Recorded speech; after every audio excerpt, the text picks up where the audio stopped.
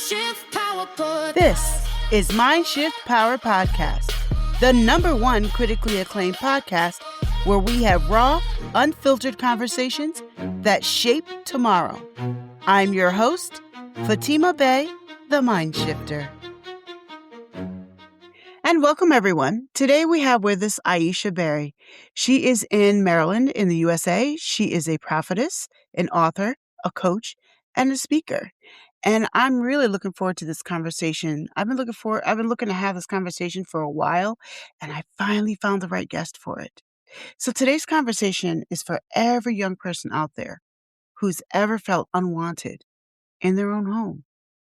How are you doing today, Aicha? I'm doing excellent, Fatima. Thank you for having me. How are you? And thank you. Good. Thank you for agreeing to come on. Well, I like to dive right into the conversation. So you grew up feeling unwanted in your own family. What does that do to a child? It brings on a lot of trauma and a lot of compensating because you wonder why they don't like you and you try to win their approval, like, love, and acceptance at any cost. And for me, it turned into overperformance in school. I was addicted to straight A's. I was addicted to being the best student, to being my best, in hopes that maybe they will be kinder to me. Maybe they will be more humane towards me. Maybe they will show me respect, affection, and love. And you know what? You're so right. See, that lack of wanting to be loved and wanting to be accepted, it manifests itself in many different ways. But you're saying for you, it was addiction to success and being noticed. Unfortunately, for some people, it's addiction to other things, or they try to fill in that void with other things. Yeah, that's what it produces. So tell me, how did that rejection follow you into adulthood, into every room that you walked into? So, when entreated and healed, it will manifest in other ways. In adulthood, it manifested as me in relationships. Let's dive into that. Accepting less than what I knew was worth, even knowing inside that that's not right, just going, oh, that's what I can get. Let me take that.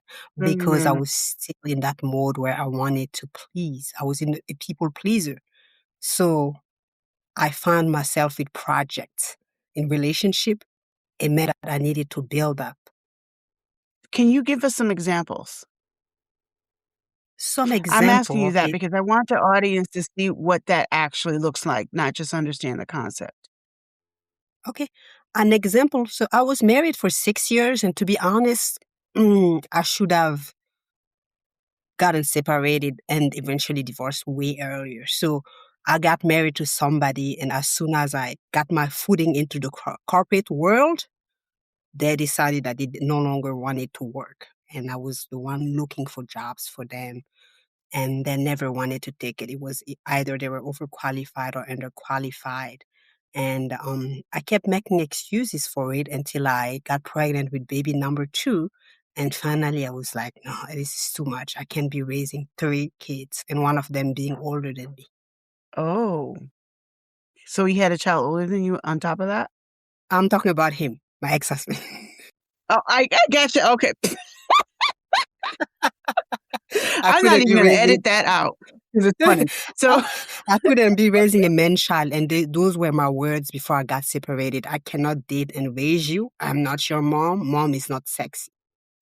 you know what? You're right. And that is one of the things that happens when we don't take care of that issue. We end up making decisions that are lifelong decisions that really affect us, trying to be accepted. So do you think that if you had been wanted, if you felt wanted or loved, do you think you would have accepted staying with him? No, because I saw him again as a project, I was addicted to success. So I'm like, for me, it was like, I can build him up. I can Okay. break him down. Okay. Mhm. You're saying you And saw so so you saw him as a project. Yeah. So if I were healed, I would see all the baggages of, because I have, I had my own childhood trauma, but he had his trauma too. So trauma with trauma together is not good. And I was trying to get away from the trauma, whereas he had not even acknowledged his pain. When we don't acknowledge part of healing, Mm, the first step to healing is acknowledging that there's a problem.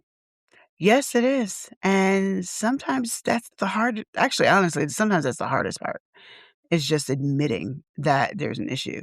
"I don't need nobody. I don't need nothing. I'm just fine." And that's what we tell ourselves, Yes. right? Especially men. Yes.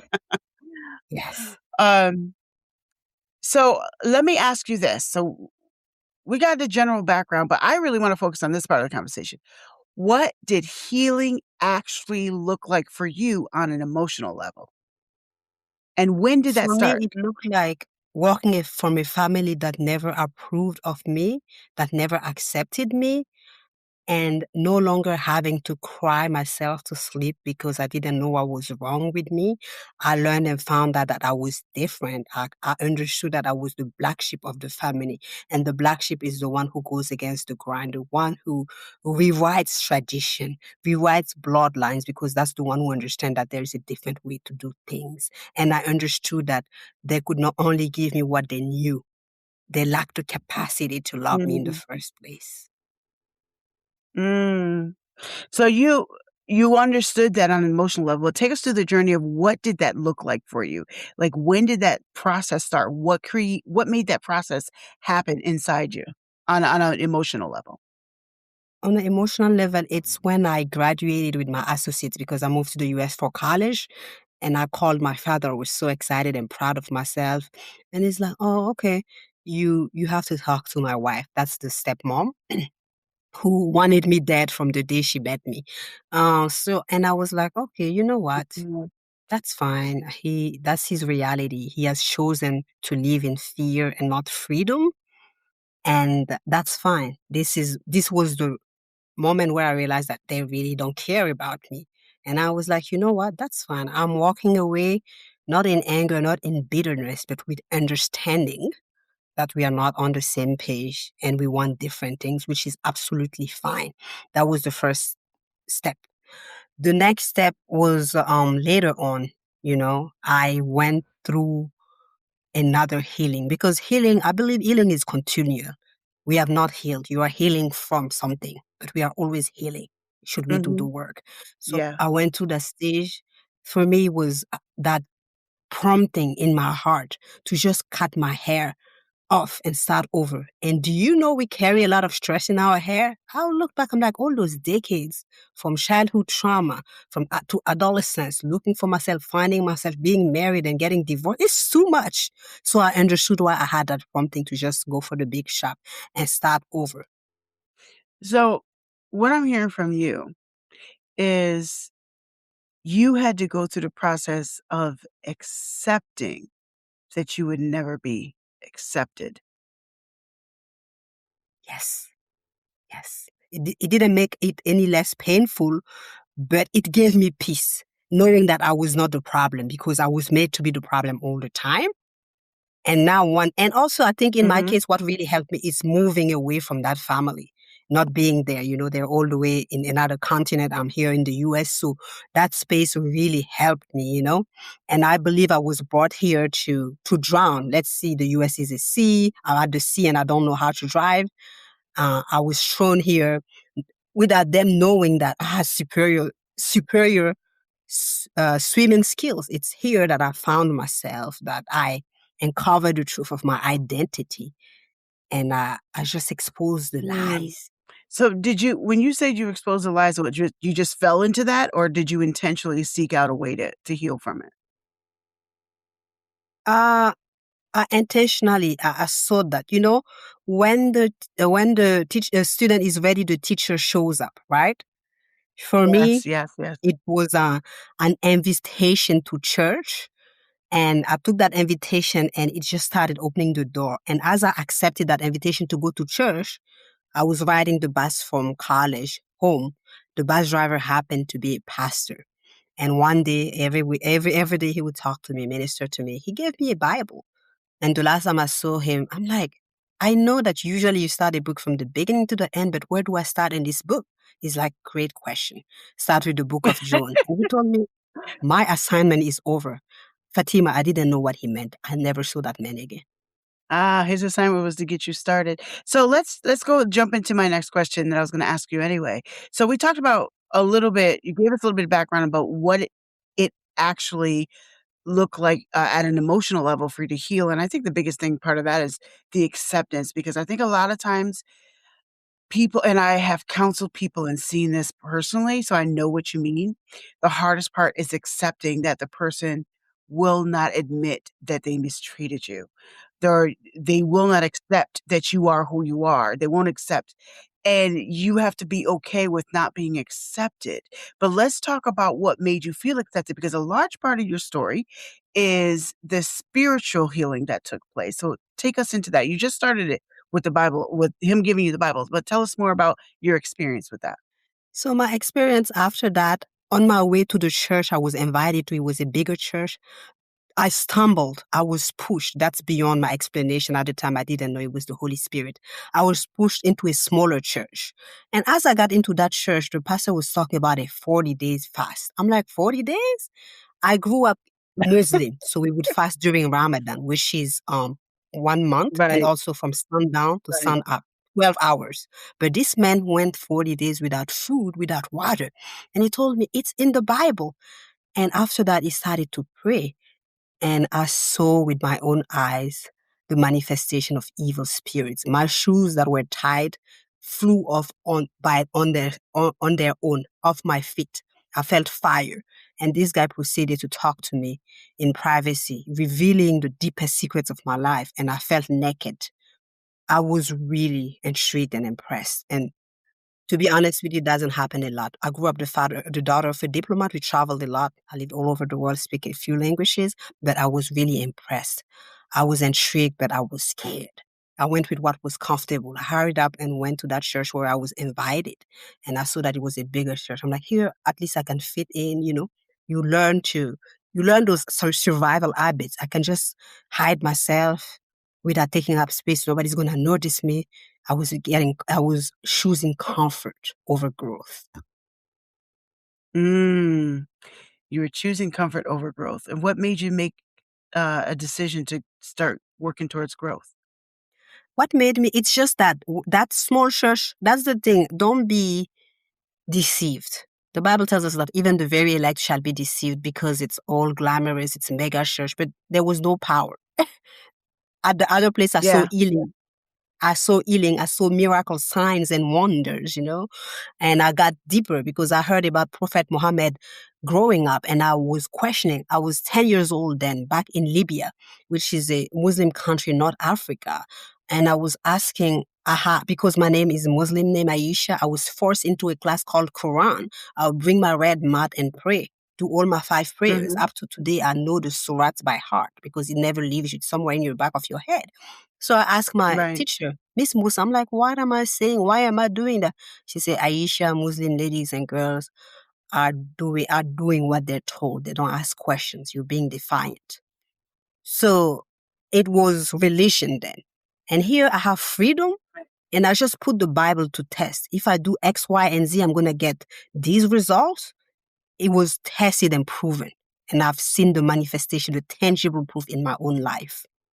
Okay, so what you're saying is what you experienced is you experienced some actual spiritual results and a difference, and you saw a difference in yourself and not Yes. just a bunch of rules and religion, Yes.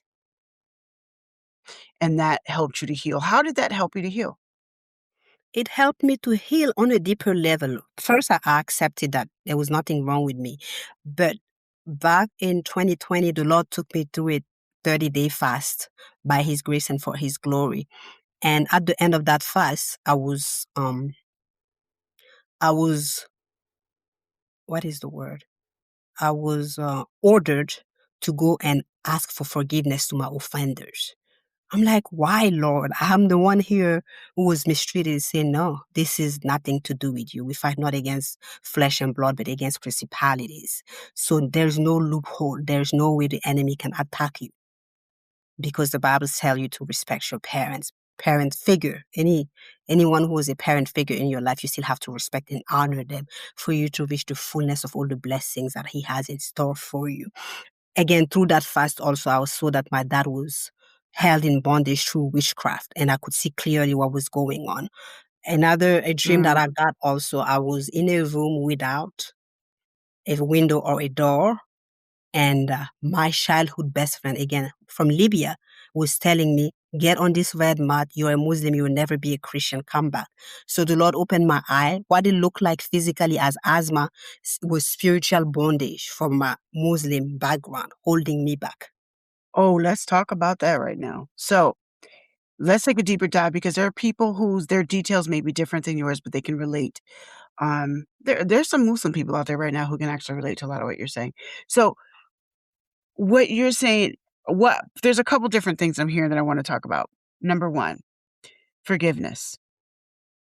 You you said it real quick, but it's not a minor detail. Forgiveness, and I'm saying this for the audience, not to you really.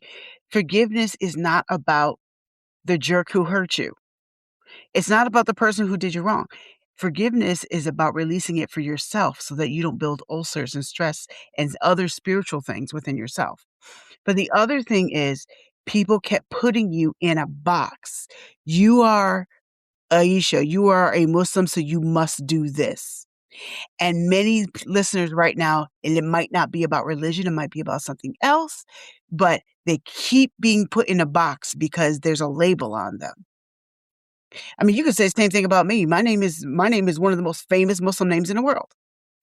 I'm a Christian now, but I have one. Some people could do that. I don't let anybody put me in a box. I'm real quick to let you know I'm climbing out. So,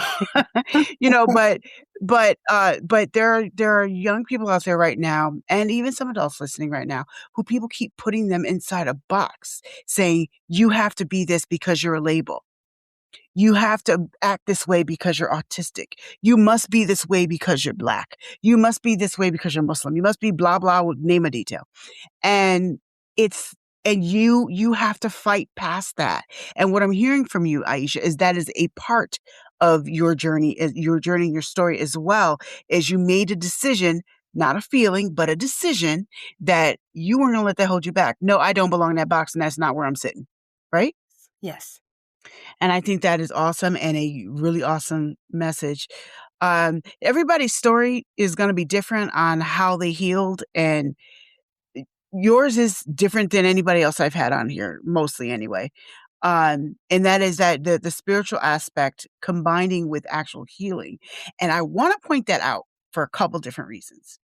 A lot of times, as we're both Christians, so as Christians, a lot of times people say, Jesus is all you need, Jesus, Jesus, Jesus. And they don't deal with the actual healing part or dealing with the spiritual healing and the spiritual and the emotional healing, because both of those work together. It's not one or the other. You really honestly need both.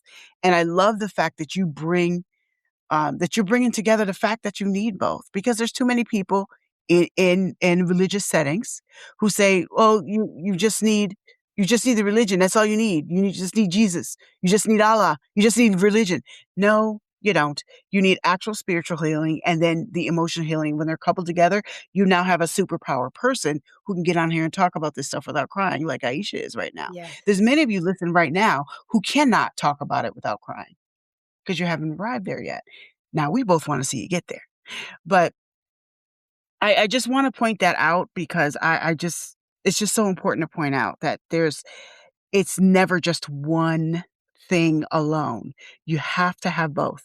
You can't just say all you need is religion and never go see a therapist or get some kind of therapy. Therapy comes in many forms, but you've got to deal with the emotional aspect or it will still eat away at you. Let's say Aisha, let's say you just kept going to church and going to Jesus, Jesus, Jesus, but you never actually forgave. How do you think that would have affected you?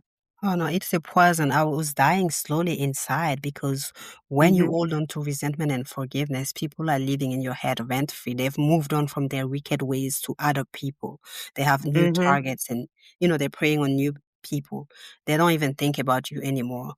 Meanwhile, you're rotting inside, and that shows up as anger. When the Lord showed me that I had anger in me, I'm like, how could I, Lord? And He showed me that what my anger could do. And that brought me to my knees and to tears because I'm like, this is not who I am. But life had hardened my heart. And I made that decision. I refuse to be what I have been through. I refuse to be defined by that. And the Lord told me, Aisha, because again, the perfectionist, I was always putting up that perfect persona, perfect marriage until it ended in divorce, perfect mom, wearing my 6-inch heels, and people, the problem when you put yourself on the pedestal, people keep you there. People would tell me, I get my hair done that often. I'm like, what? Well, we went from that to the hair being completely chopped off. So you have to really be naked with yourself. You don't have to do that for the world. With yourself. Sit down with yourself and ask yourself, why am I feeling this way? What is triggering me? Why does Yes. what they're saying mean so much to me? And those are questions that a healing person asks. Yes. And those are good, healthy questions. And healing doesn't taste doesn't take place in 5 minutes in like a seminar or a ceremony or a session, right? Yes. Now, let me ask you this. Did you have anybody, that pastor handed you a Bible, but did you have other people around you that helped support your journey? Like, did you have people around you um, that helped to praise you when you're doing good, to help you feel good about yourself, to build your self-esteem and confidence? Yes, I would. The Lord would always send one or two men, two of His people, men or women of God, to confirm His word over my life. Would be like, "Oh, you're on the right path. You are doing good. This is gonna bring fruit here and there." But there's not been anybody like consistently. My teacher is and will always remain the Okay. Holy Spirit, that nudging inside. So what I'm hearing from that, and the reason I'm asking you that is for the young Aishas that are out there right now, who are where you were. Yes, And maybe they don't have people around them that they can confide in and trust. yes, And what I like actually about your answer is that it wasn't just one person. And that's actually okay. Everybody's not gonna have the one person that was consistently there their whole life. I mean, it's great if you can have that, but yes. everybody's experience is not gonna be like that. And the fact that you're able to heal and we can hear the healthier talking from you now, um, the fact that you're able to heal and you didn't have one consistent person that was your partner the whole time, that means that other people out there can do that too. Am I They can right? do that too. So I put God to the test. When I went to that church was where I was invited to, I heard somebody talking about an internship in my field of study. And I just said in my heart, innocently, in my adolescent self, but I always believed, even before I was a Christian. I said, Lord, if you give me that internship, I will never stop serving you because I was working 3 jobs to put myself through college. And with the income of that internship, Oh, wow. I was able to quit 1 job and only work 2 jobs. I'm like, Lord, if you make this happen, I will never, ever stop serving you. I put him to the test early on in my faith, and that's what I found out. I'm like, you know what? You're my friend. I'm going to stick with you. You know what? I gotta be honest with you.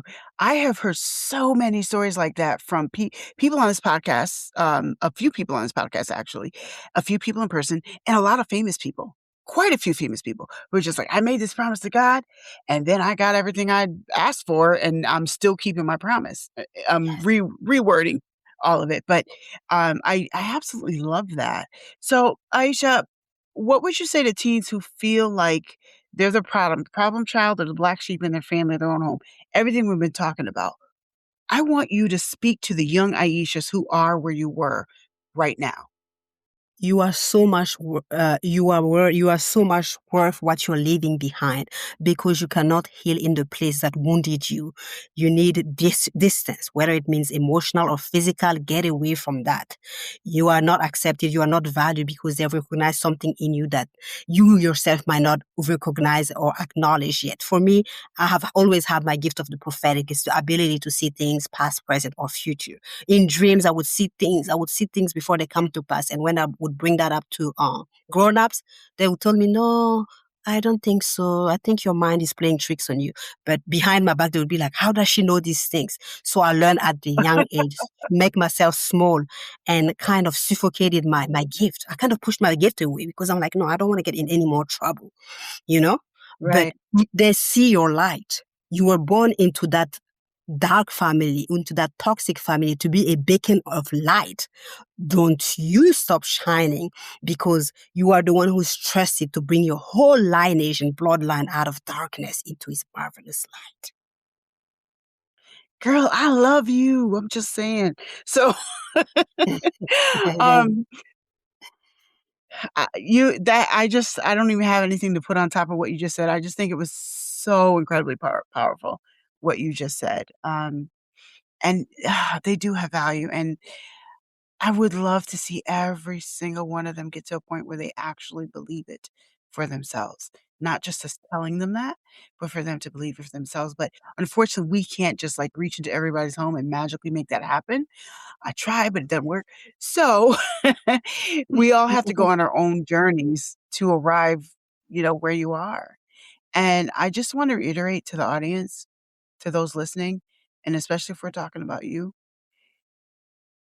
Aisha's story is her version of how she did it. You'll hear other people's story, and it might not be like yours, and that's okay, but listen to the principles behind everything that she's saying. If she can do it, so can you. Amen. And there are those of us out there who actually do care. We want to help you, and some of you don't let us, and some of you just need to reach out to us once you see that we're a person who honors our word and we care. I mean, those are the things you need to look for. And when you see that, reach out to us. We're willing to help you, even if it's only for a season. I mean, listen to what Aisha just said. She had different people in different seasons of her life. That works for a lot of us. It doesn't have to be one consistent person. So there are different ways for all of us to heal. And I don't always talk about the spiritual aspect on here a lot because everybody's got different beliefs, but it's important. Even if you're not a Christian, spirituality is a major part of who you are as a human. I don't care who you are. And so ignoring things doesn't make them better. It's like if you wanna bake a cake, you need several ingredients. You can't just put flour and water together and call it cake. It'll be dough, but it won't be cake. You're gonna need sugar, you're gonna need baking powder, you're gonna need, flavor, you're gonna need eggs, blah, blah, blah, whatever. And when we only do one part of our healing, we can't wonder why we don't get a cake. We didn't add all the ingredients yet. I'm off my soapbox because 'cause I'll go on. I would like to add something else, Fatima. It's not Yeah, about us. We go through we go through these experiences so that we can teach and lead the way and make it easier for others. So you have to say yes to your healing because people are always watching you for good or for bad. And they will be the first one. The naysayers, the critics will be the first to say, yes, I knew him, I knew her when she was back. And then, so you owe it to yourself and the people that you are called to reach. and we're not all Because called to when reach we the same thing. heal, That's excellent point, yeah, when excellent we point. heal, we give others the permission to heal. Yes, yes, so true. When they l people watch us and they are encouraged. And here's the thing, they may not say a word to you, Yes. but they're watching you and they see that you're dealing with it. They see the hurt and pain that you're still fighting through, that you're still working through, and that you're trying. And you have no idea how much that might mean to somebody around you who is just quietly discouraged, but quietly encouraged by watching you overcome. That is a excellent point, Aisha. So, Aisha, tell people more about what you do and where they can find you. So you can find me on my website, aishabarrycoaching.com. My book is 2020 Vision, The Pathway to a Fruitful Dry Fast. It's about the fast the Lord took me through. And out of this fast, the gift of healing was bestowed upon me. I would pray for people virtually and in person, and they will receive healing right away. So now I help born again Christian just reconnect with God and find their true identity so they can let go of the lies and live in purpose. I love it. So her information will be in the description and the show notes, and all of you can find her there. Well, Aisha, thank you so, so much for coming on. I really enjoyed talking to you on and off air. Thank you. Thank you. And now for a mind shifting moment. I want you to take a moment and ask yourself some questions. What is the narrative that you believe about yourself? Were you different growing up? Are you different now? Do you think there's something wrong with you or you're weird? Chances are there's a lot right with you that someone else just didn't get. I want you to take a moment and I want you to question the narrative that you have about yourself, meaning what you believe about yourself, how you see yourself. And for those listening who feel unworthy, it came from somewhere. You were not born unworthy. But somewhere along the way, you were made to feel that way. And eventually, you believed it. So what I want you to do is to question, why do I believe that? Where did that come from? Because once you begin to answer that question, you can begin the journey of changing your narrative, changing how you see yourself, and dispensing or dismantling, dissolving, breaking apart the lies that you have been repeatedly told over and over again. Maybe you're not weird. Maybe you're gifted, and those around you didn't recognize your gift. Maybe there's nothing wrong with you. Maybe there's something wrong with them. I really want you to think about it. You've been listening to MindShift Power Podcast. For complete show notes on this episode and to join our global movement, find us at fatimabay.com. Until next time, always remember, there's power in shifting your thinking.